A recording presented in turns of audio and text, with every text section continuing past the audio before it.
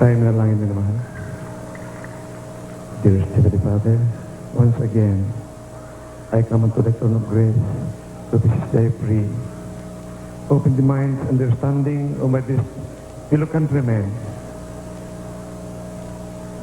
Bless them, O Lord, and save them from damnation, from the power of darkness. Bring them, let them turn unto thy marvelous light, unto God, from idols to serve the living and true God, and by the power of darkness, katatan bilpandasan them. In the name of Jesus I pray, amen and amen. Hallelujah, praise the Lord! Hallelujah, praise the Lord! Thank you, Father, in the name of Jesus. Be seated, please, by this brethren.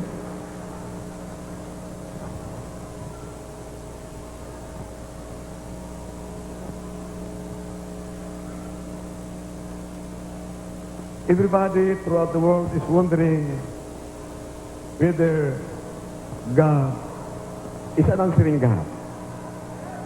Others have been deceived by the teachings of communism that there's no God, that God is only a product of the mind of man.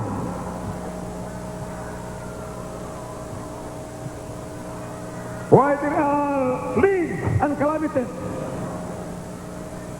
But if you are going to read the Bible, the word of our loving God, the Holy Word, these plagues, calamities, wars, pestilence,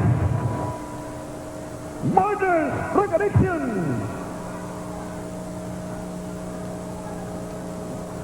the causes are sins and religion.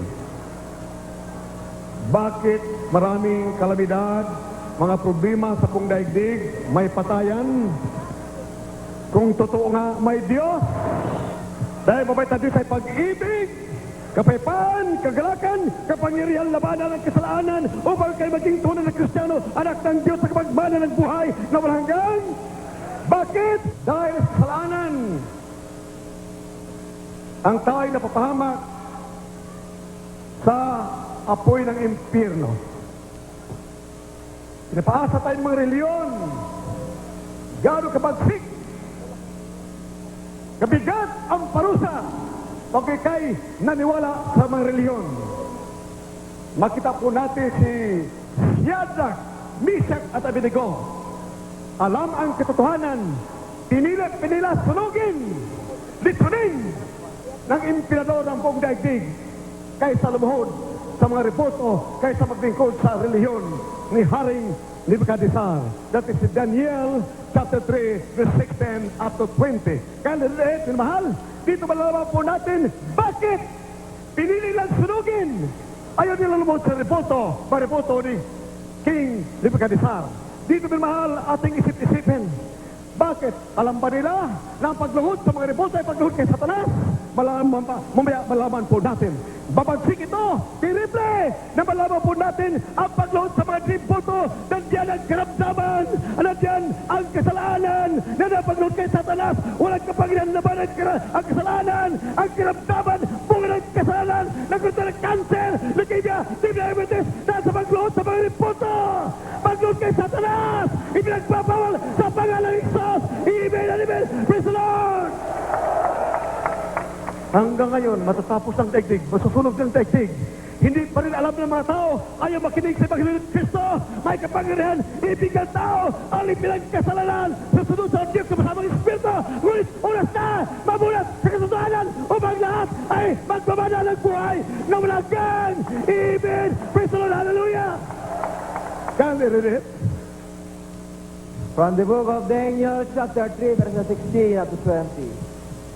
Shadrach, Meshach, and Abednego answered and said to the king, O Nebuchadnezzar, we are not careful to answer thee in this matter.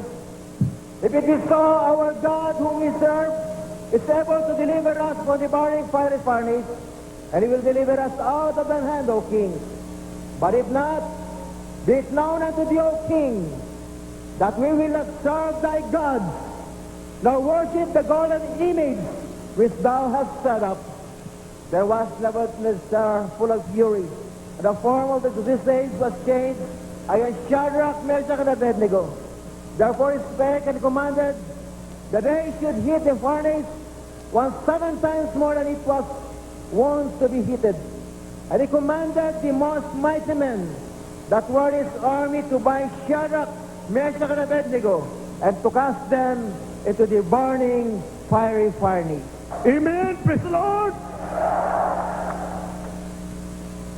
Ang apoy, hindi tumalab sa mga anak ng Diyos dahil sila ay naniwala sa mabait na Diyos. Amen! Praise the Lord!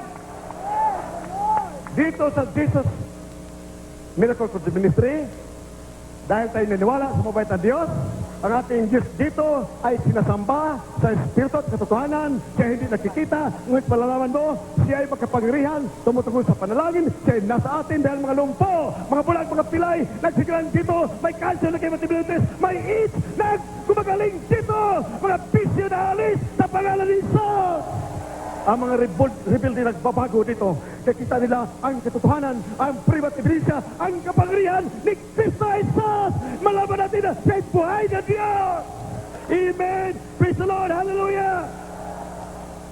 Hindi natakot ang tatlong manak ng mabait na Diyos na alam ang katotohanan na pinili pa nila sunugin kaysa lumuhod sa mga rebolto ni Haring Nebuchadnezzar. Kanye, read it again in Tagalog. Minamahal, ito'y napakalaga dahil 2 buwan ang nakalipas. Kaya minamahal, ginigiliw, iniibig ko mataas sa buong daigdig sa ating bansa. Ako'y nagsasalita. Hindi lamang salita. Dahil ang kaharian ng Diyos ay hindi sa salita, kundi kapangyarihan. Hindi mo matanggap ang kapangyarihan kasi kayo nasa katotohanan. Kapag hindi mo sundin ang kalooban mo mabait na Diyos. Kailangan manalangin ka, hindi kumakain. Sa ilang buwan, mga propita, mga minugad sa Old Testament, sa New Testament, nanalangin sa mga may sakit, hindi kumagaling.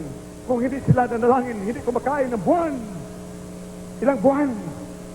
Yung po mahal, ako'y sumusunod sa kalooban ng mabait na Diyos. Tinili ang pag-ibig, pagkakatotohanan ay nasa iyo. Ang espiritu ng pag-ibig at kapangyarihan ay sumasayo. Amen! Baliwala sa iyo ang kamatayan.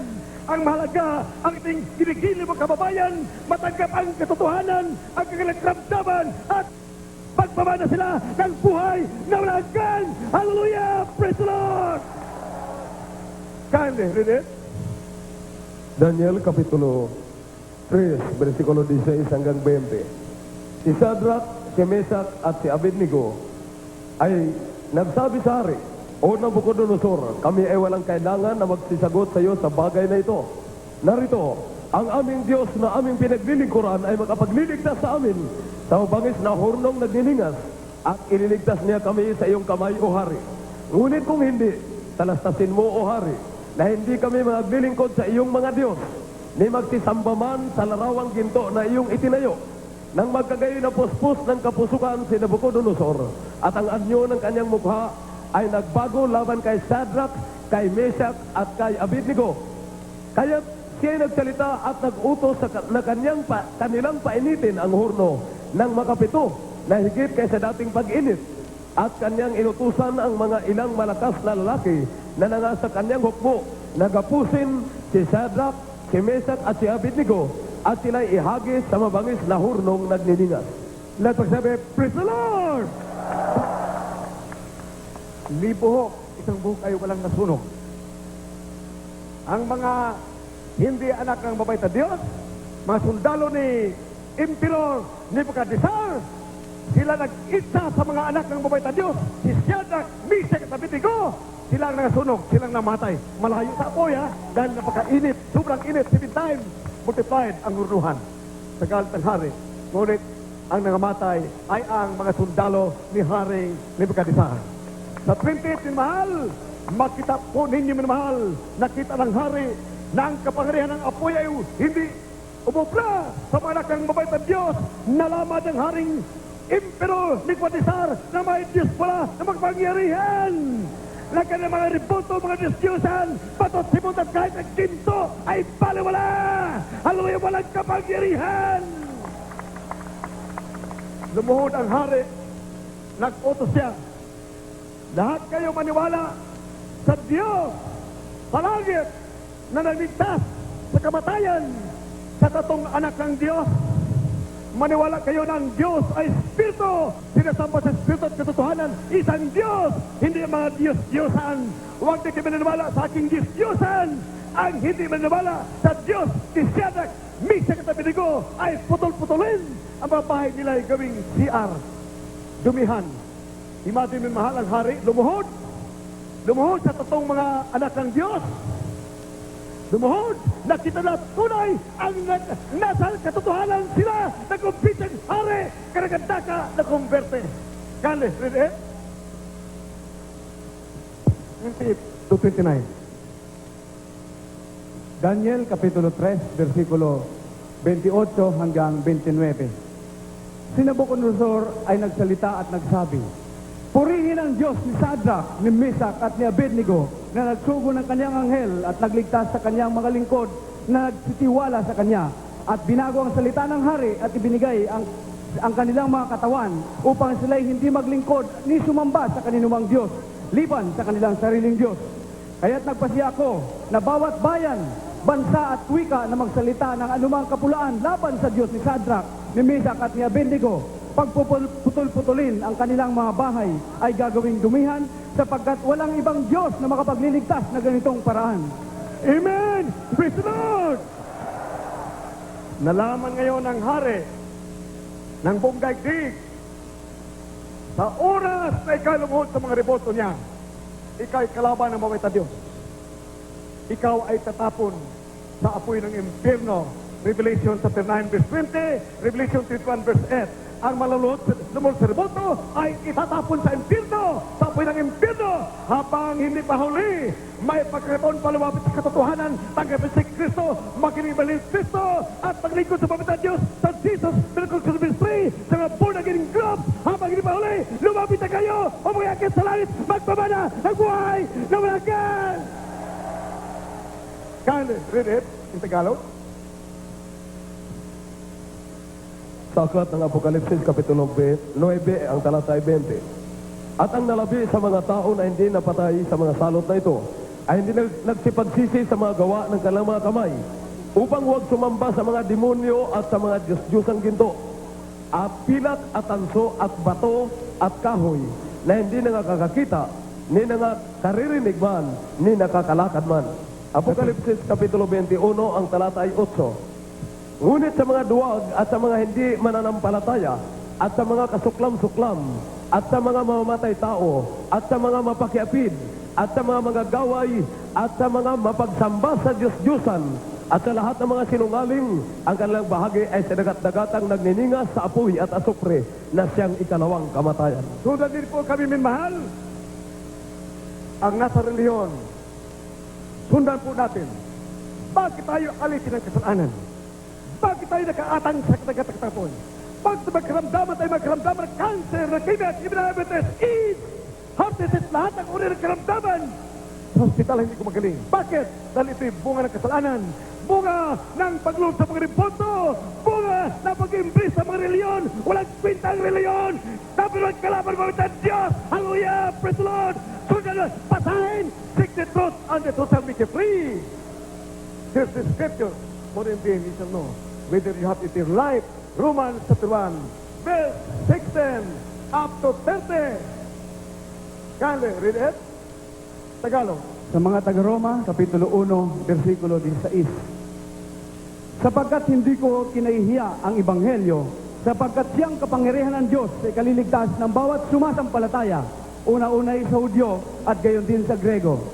Sapagkat dito ang katuwiran ng Diyos ay nahahayag mula sa pananampalataya hanggang sa pananampalataya, gaya ng nasusulat. Ngunit ang ganap ay mabubuhay sa pamamagitan ng pananampalataya. Sapagkat ang puot ng Diyos ay nahahayag mula sa langit laban sa lahat ng kasamaan at kalikuan at ng mga tao, ng mga nagsisagawa, ng mga sinasawata ang katotohanan ng kalikuan. sapagkat ang nakakikilala tungkol sa Diyos ay hayag sa kanila, sapagkat ito'y pinahayag ng Diyos sa kanila. Sapagkat ang mga bagay niyang hindi nakikita, buhat pa ng lalangin ang sanlibutan, ay nakikitang maliwanag sa pagkatanto sa pamamagitan ng mga bagay na ginawa niya, maging ang walang hanggang niyang kapangyarihan at pagka-Diyos, upang sila'y walang madahilan. Sapagkat kahit kilala nila ang Diyos, siya'y hindi niluwalhati nilang tulad sa Diyos, ni pinasalamatan man kundi bagkos ni walang kabuluhan sa kanilang pagmamatuwid, at ang mangmang nilang puso ay pinagpadilim. Ang mga nagmamarunong ay naging mga mangmang, at pinalitan nila ang kaluwalhatian ng Diyos na hindi nasisira ng isang katulad ng larawan ng tao na nasisira, at ng mga ibon at ng mga hayop na may apat na paa, at ng mga nagsisigapang. Dahil dito'y sa karumihan ng mga pita ng kanilang mga puso ay ibinigyan sila ng Diyos sa kahalayan upang alisan nila ng puri ang kanilang mga katawan sa kanilang sarili, sapagkat pinalitan nila ang katotohanan ng Diyos ng kasinungalingan, at sila'y nagsisamba at naglingkod sa nilalang kaysa lumalang na siyang pinupuri magpakailan pa man. Siya nawa. Let us have a praise the Lord. Our loving God, powerful God, our dear Heavenly Father, has torn the minds of those who worship the graven images made by their own hands. He turned them to a reprobate mind. Binigay sa kahalayan ng babae, mag-asawa ng babae, ang lalaki mag-asawa ng lalaki. Kaya pala mga bakla, mga tumboy ay galing sa mga reliyon. Nagkaroon mga bakla, mga tumboy, mga upper, mga kidnapping, killer, murderer. Ang may kasalanan ay ang mga reliyon. Ang paglut sa mga riboto. Dahil sa diksyonaryo, ang definition ng reliyon ay is a union between man and God. Ang pag-unite ng tao sa mga Diyos-Diyosan. Sa Revelation 9 verse 20, ang pagluhod sa mga riboto ay pagluhod kay Satanas. To become a born-again Christian, it is the greatest blessing that a man can ever have. Dakilang pagpapala ang pagtanggap po ng kaligtasan, kapangyarihan, bunga ng Espiritu Santo, kapangyarihan ng pag-ibig, kapangyarihan ng Espiritu Santo. Yun ang kabalakal serpente, walang pagtagupay na di mo din laban sa iyo. Hallelujah! Sa pangalan ni Jesus, si Satanas ay tataka sa iyo. Magpalayas ka mga demonyo sa pangalan ni Jesus. Ang mga preacher, tunay na Kristiyano na may Kristo, ay mangaral ng Ebanghelyo na kasamang kapangyarihan. Lahat ang maniniwala, lahat ang Kristiyano akit sa langit ay may kapangyarihan, may Espiritu ng Diyos. Hindi kaya takutin ng kamatayan dahil kamatayan ay pakinabang sa kanila. For me to live is Christ and to die is gain, according to Paul. Pakinabang ang kamatayan sa tunay ng Kristiyano. Hallelujah! Praise the Lord! In Isaiah 61, can they open it? The Spirit of the Lord, verse 1 up to 4, is now upon me, so that I can cast out demons, heal the sick, open the eyes of the blind, and set the captives free, and open the prison doors. We are engulfed by the Spirit of the living God, the Spirit of power. Yan ang katangian ng tunay mga preacher ng mabait na Diyos sa tunay na Kristiyanismo. Hindi baka sakali, hindi salita, for the kingdom of God is not in word, but in power. To overcome the devil. Amen and amen. Praise the Lord. Hallelujah. Can they read it? The book of the prophet Isaiah, chapter 61, from verse 1 up to verse 4. The Spirit of the Lord God is upon me, because the Lord had anointed me to preach good tidings unto the meek. He hath sent me to bind up the brokenhearted, to proclaim liberty to the captives, and the opening of the prison to them that are bound, to proclaim the acceptable year of the Lord, and the day of vengeance of our God, to comfort all that mourn, to appoint unto them that mourn in Zion to give unto them beauty for ashes, the oil of joy for mourning, the garment of praise for the spirit of heaviness. Lahat pagsabi, praise the Lord! Praise the Lord! Hallelujah! In Tagalog, minamahal. Para po manawaan natin na ang mga reliyon ay daya ni Satanas. Inagaw ang bansang Pilipinas, mga banyaga, dala ang reliyon nila. Isinubo, pinilit sa atin, magkita ng dahas, hakot, at pagpatay, katulad ng ginawa ni Emperor Nebuchadnezzar. Kung hindi luluhod sa kanyang riboto, hindi tanggapin ang kanyang reliyon, ay susunugin sa apoy ng kanyang hurnuhan. Kaya may komparison. Pumunta mga banyaga, galing sa Espanya, mga lider mga reliyon. Anong ginawa? Pinagpapatay ang ating mga lolo, mga luna, na ayaw maniwala sa reliyon nila. Si Padre Burgos Gomez at Zamora, ayaw maniwala ng doktrina ng Roman Catholicism, galing sa Espanya, pinagpapatay nila. Si Rizal, ayaw maniwala sa doktrina ng Espanya, ng reliyon nila, pinatay nila. Anong pinta niyan? Hallelujah! Ang kailangan ay si Kristo! You must be born again, for else you must be born of water and the Spirit. He cannot enter into the kingdom of God. You must be born again! Ang tao ay alipin ng kasalanan.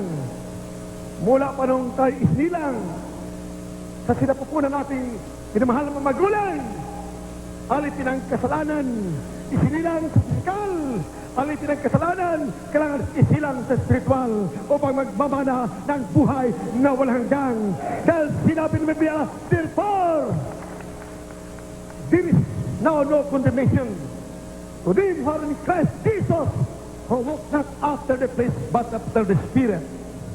After the flesh, if you have the Spirit of the living God, ikaw'y lumalakas sa Espiritu, yung napatunayan na ikaw hindi na alipin ng masamang Espiritu, ikaw'y alipin ng Kristo, nagmagmana ng buhay na walang hanggang.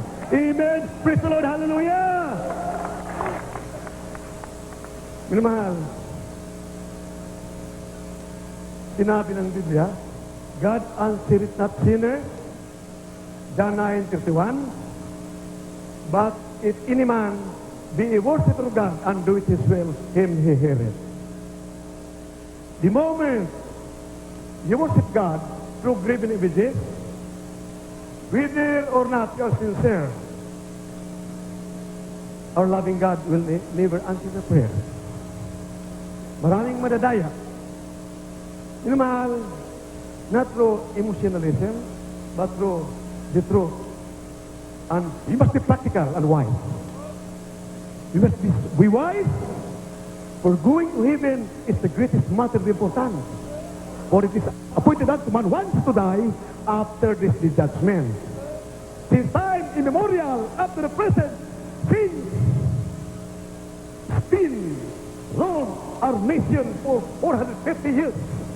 4 taon mahigit naghari ang Espanya sa papagitan ng reliyon nila. I cannot think of any prayer that was answered by our living God na nagbabago, naging born again, naging tunay na Kristiyano, punong-puno ng pag-ibig at pagmamahal sa kapwa at bansa. Hallelujah! Praise the Lord! Hallelujah!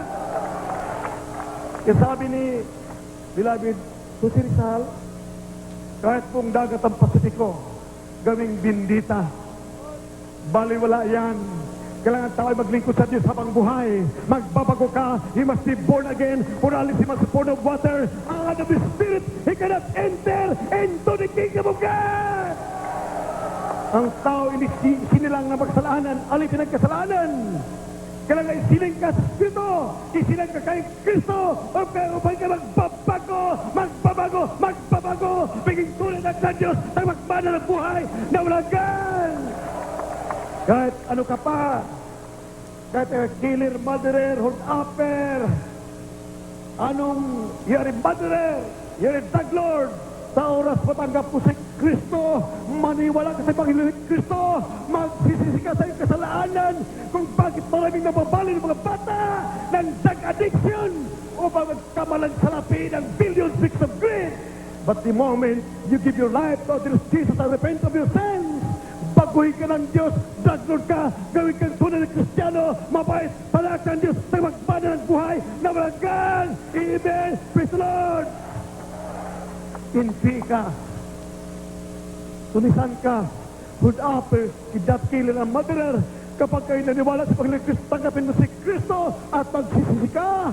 Magpabutis mo ka sa pangalan ni Jesus. Magbabago ka. Prohibat ebidensya. Ang karamdaman mong cancer, leukemia, diabetes, AIDS, lahat ng uri ng karamdaman sa oras ng kasalanan mo patawad, gagaling sa pangalan ni Jesus.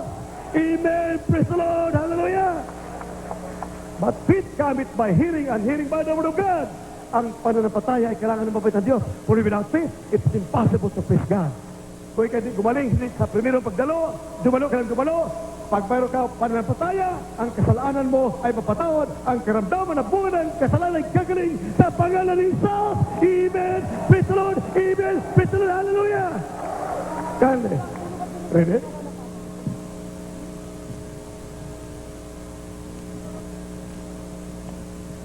Juan Kapitulo 9, versikulo 31. Nalalaman naming hindi pinakikinggan ng Diyos ang mga makasalanan.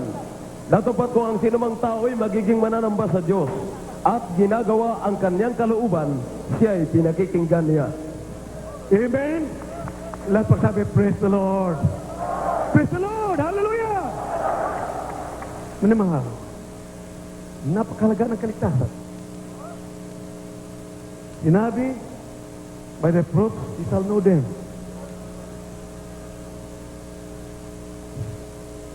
Mayroon ba ayuta of hope? O ray of hope?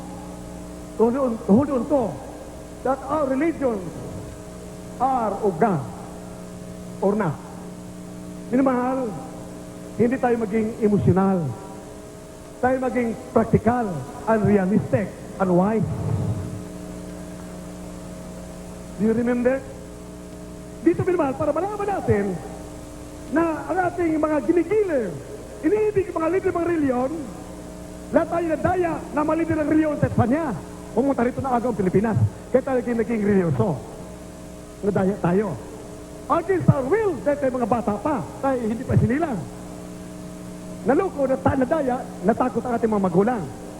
Kaya tayo, isinilang, nagmana tayo ng mga reliyon nila. 2 months ago, sabi ng mga obispo, kami ay manalangin. Ang aming panalangin, ayusin namin, baka susubra aming panalangin magbaha. Magbaha sa Pilipinas. 2 buwan na yun, pinamahal, sinabi. Uulan daw, babaha daw. Minamahal, mula noon, sinabi nila hanggang ngayon, patak lang. Patak. Walang ulan.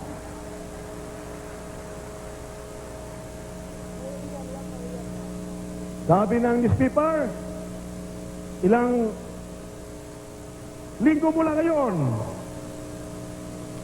mawala ng ilaw, mawala ng tubig. Anong itsura ng bansa na wala ng ilaw at tubig? Nakakatakot. Mag-shutdown ang fortress, hospital, elevator. Hindi na andar mga makinarya, hindi na andar. Mapanganib na ang bansa pag walang tubig at walang ilaw, wala na makatanim, anong mangyari? Hindi na alam dito si Prophet Elijah nanalangin, ilang minuto lang, karagata umulan. Amen! Praise the Lord! Hallelujah!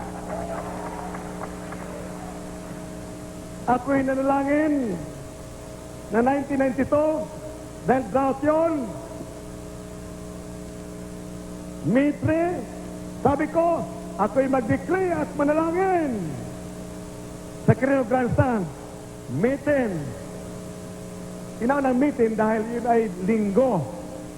From Mitre, yun ay Sunday, linggo yun. Nandoon si beloved President Fidel Ramos. Siya ay Secretary ng Defense. Sinabi ko, beloved Secretary Ramos, you will be the next president. Hindi yun hula. yun ay command, yun ay decree in the name of Jesus. Amen. Praise the Lord. Sinabi ko, tawagin mo ko false prophet kung hindi ka maging presidente. Samitin, uulan dahil ako'y nag-decree at ako'y mananalangin.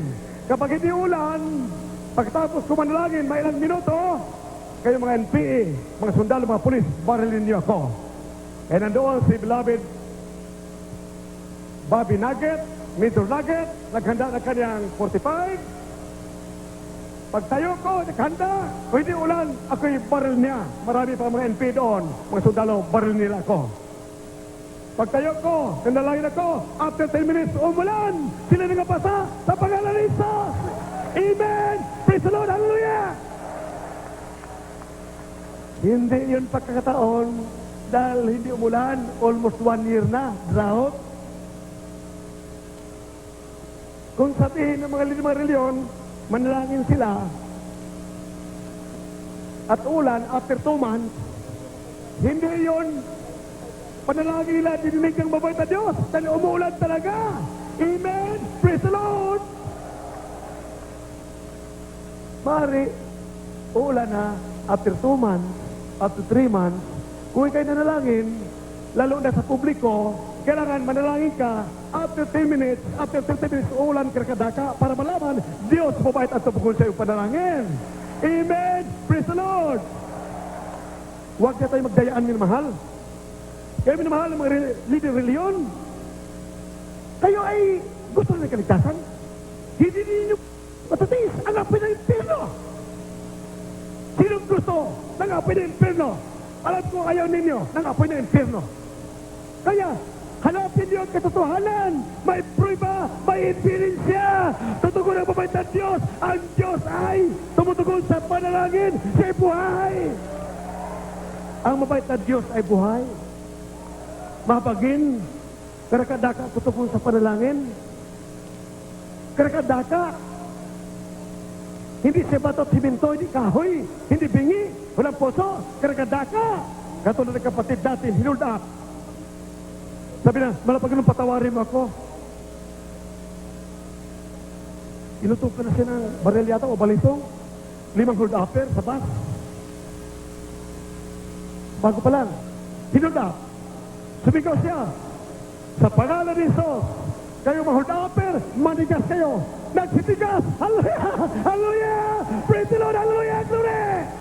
Hallelujah! Puri ang Diyos! Hallelujah! Hallelujah! Praise the Lord! My beloved brother, Totoo po yung sinabi ng mga pastor na yun. Nangyari po sa akin yun, mga ilang buwan ho nakakaraan. anong bus po? Anong bus? Ang baso ay Guadalupe bus. Papunta ho sa... Noong ako po ay sumakay sa bus sa Guadalupe, papunta ako ng Cubao. Ngayon po, nung paggaling ho sa Guadalupe, papunta kami ng Cubao, huminto ho sa sunod na bus stop sa Buni. Sumakay ho ang 6 na kalalakihan. At ako po nasa bandang hulihan noon. Ngayon po ay biglang nag-declare ako ng hold up. Ako po ay nagulat nga at dahil medyo nabigla ako sa pangyayari. Ngunit naalaala ko ang sinabi ng mahal na pastor Wildy Almeida na Evangelist Almeida na ang sumigaw lang kayo ng Hallelujah, praise the Lord ay maninigas sila. Totoo po yan. Ako po ay sumigaw ng malakas na sabi ko, Hallelujah, praise the Lord. Kayong mga hold-upers, manigas kayo sa pangalan ni Jesus. Nanigas po yan sila lahat.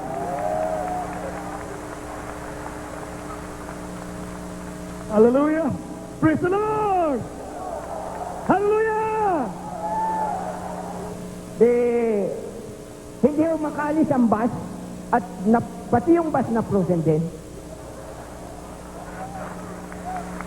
Ngayon po, nagtanong yung mga tao, Bakit? Ano nangyari? Sabi ko po ganun ang mga tao na mga masasamang tao, mga magnanakaw. Ay, anong ginawa mo? Para akong artistang inikutan ako ng mga tao. Dahil, ano ang ginawa mo? Hindi ba ka ako ni-review ko? Bakit? Ano ka ba? Sabi ko, member ako ng Jesus Miracle Crusade. Hallelujah! Praise the Lord! Tuloy! Tuloy! Ngayon po, nagmakaawa ang yung isa nasa may tabi ko. Kasi ito pong salamin kong ito, kinuha niya na, hawak-hawak. Ngayon, ang sabi po sa akin, Brad, pawalan mo naman kami. Kasi tinamuan niya yung bus, sabi. Ay sabi ko, hanggang sabi ko yung mga hindi mangako sa akin na hindi na nyo ulit gagawin ang ginagawa nyo ito. Sapagkat kako isang karumalduman yan, isa kakong pagnanakaw yan. Sabi niya, hindi na niya. Ay, hindi ka ako maniniwala. Ikaw, sabi ko doon sa isa, hindi ko umiinis yung isa lang nagmamakaawa sa akin. Tinuloy ko pa rin, hindi ko binabalik. Ngayon, yung konduktor, nasa may tabi ko rin, dito sa may bandang kanan, Brad, nung maatraso tayo. Sabi ko, hindi bali na, basta sabi ko, sabi ko, hindi sila nangangako, hindi sila na muling gagawa. O gagawin pa nila yung ganon. Siguro kako, hindi, kahit sabi ko anong pilit na nilang balik natin, hindi kako pwede. Ngayon, nung nagkuha na talaga sila, parang naano na rin ako, nabagbag na rin ang puso ko. O sabi ko, mangangako lang kayo na hindi nyo muling gagawin. Yung 6 na yun, sabi niya, Anya, sige, hindi na namin gagawin. Ngayon, sabi ko, pagka-prosen ng mga taong ito, ay bumalik na kayo sa pangalan ng Jesus. Biglang nabigla na yung kanilang pagkabuhay na yon, bumaba na sila. Sabi ko, sa muli-muli, huwag na yung gagawin. Sapagkat kapag ginawa pa nyo at matatimingan nyo katulad namin, palagi ko aywan ko kung anong mangyayari sa inyo. Tuloy-tuloy na sila. Hanggang doon na lamang po ang aking patuto. At sana, iniimbitayo ko kayong lahat, mga baguhan o datihan na kayo po ay patuloy na maglingkod sa Panginoon sapagkat ang naranasan po namin ito ay muling mararanasan din ninyo. Salamat Amen. po. Praise the Lord! Hallelujah! Kaya minamahal, sabi ng beloved, Paul, beloved brother Paul, I am not ashamed of the gospel of Christ, for it is the power of God unto salvation. Salvation from apples, kidnappers, rapists, killers, and murderers. Salvation from the hands of Satan. Minamahal, hindi biro ito. Kahit sino, mga Amerikano, mga taga-Afrika, etan, nakaranas ng kapangyarihan ng mga bawat na Diyos dito sa Jesus Miracle Crusade Ministry. Amen! Sa Jesus Christ!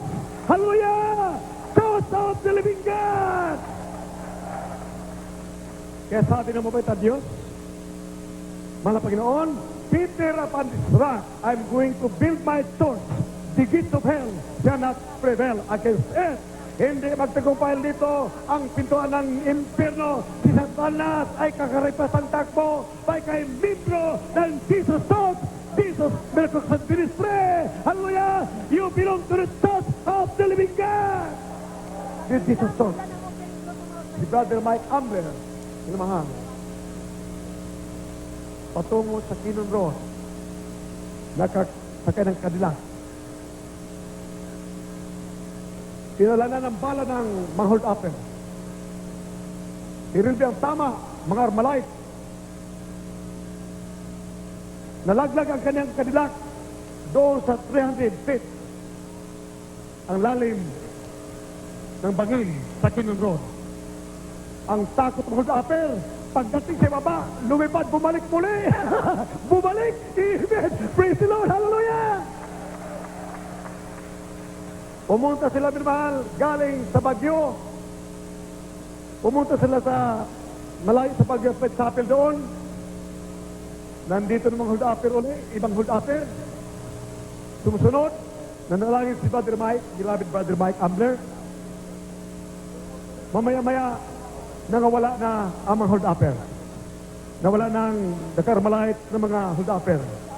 After 1 week, dahil may krusada sila doon sa mali ng buntok doon sa aming mayroon kami at station doon,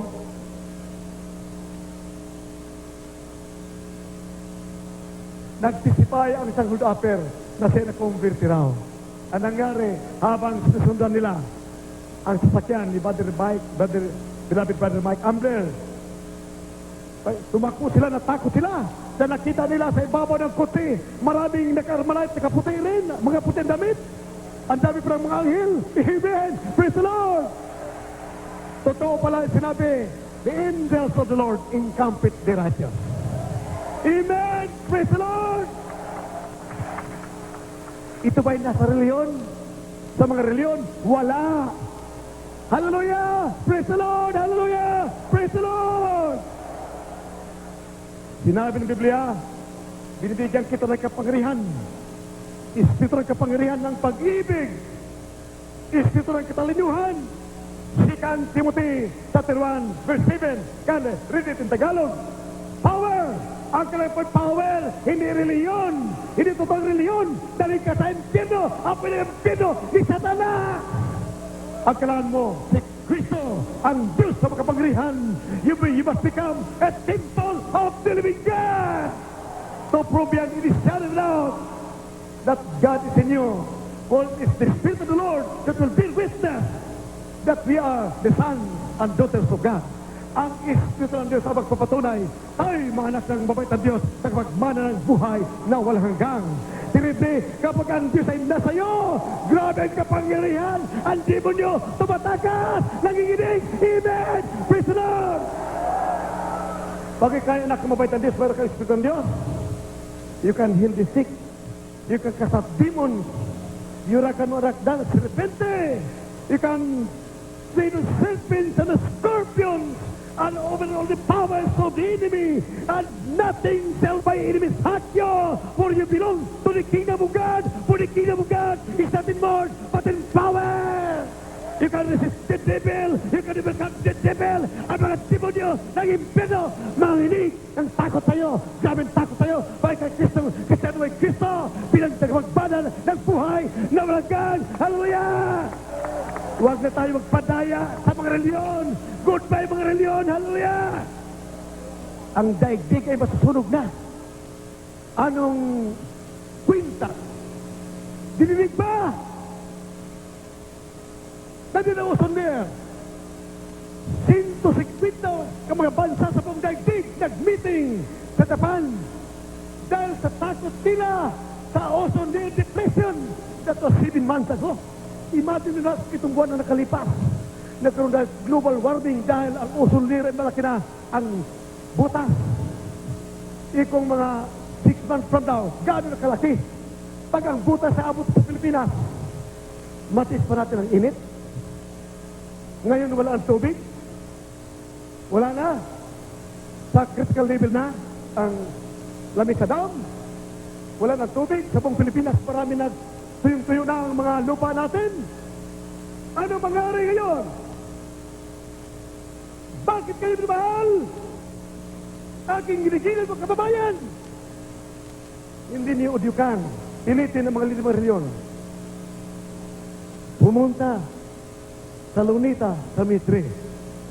Kayo may beloved governors, congressmen, senators, beloved President Ramos, Vice President, bakit hindi halapin ang kalutasan ng problema nito? Anong gulo? Kung walang ang makakain, walang may tanim, hindi na magkatanim, walang tubig, magkagulo sa pong bansa, masusunog na ang ating bansa. Ang daigdig masusunog na dahil sa Soler at El Nino phenomenon.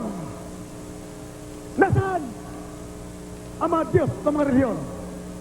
Nasaan ang mga binugka? Sasabihin nila, bakit ikaw, iba din sa Almeida, hindi ka manalangin? Hindi alam. Nasa Biblia yan. Pinantulot mo ba ito Diyos ang plague ang kalamidad upang hanapin ang katotohanan. Hanapin ang katotohanan. Mahanap niyo ng katotohanan, magligtas kayo sa kamay ng apoy ng impyerno, sa kamay ni Satanas, sa mga reliyon. Sa oras na kayo dumalo sa luneta, ako'y umaasa kapag 7 milyon ang dadalo. Dahil kayo mga beloved governors, mayors, para kay captain, vice mayors, congressmen, senators, kapag udikan ninyo ang mga tao na mahilig sa mga reliyon, mahilig sa mga revolto, wala naman nagagawa ang mga reliyon patungkol sa kalutasan ng El Niño at ozone depletion. Ako nagsasabi, may pag-asa. Dumalo kayo lahat sa Bitre. Alauna ng hapon sa Freedom Park, Lunita Park. Dumalo kayo sa Mayo 3. Ngayon, 1998, ang mga karamdaman ni Prima, at ito aking sinasabi, magdala sa mga bulag, mga pilay, may cancer, may leukemia, may AIDS, diabetes, lahat ng mga karamdaman, bunga ng kasalanan, sa oras, kay mapatawad, ang mga karamdaman ninyo ay kagaling. Hallelujah! Ako'y nag-isip, manalangin at uulan sa Lunita. Iniisip ko babasa ang mga kababayan ko, aking ginigilan mga kababayan, mababasa. Ngunit sinabi ko, sa mabait na din sa ulang imposible. After 20 minutes, pasang-pasa kayong lahat doon sa Lunita, sa Mitre. Kapag kayo 7 milyon katalo roon, o pagtanggap ng kaligtasan lahat ng mga tao. At ikalat sa mga bansa, nandito sa Jesus, Miracle ang katotohanan. Wala sa reliyon, daya di Satanas ang mga reliyon.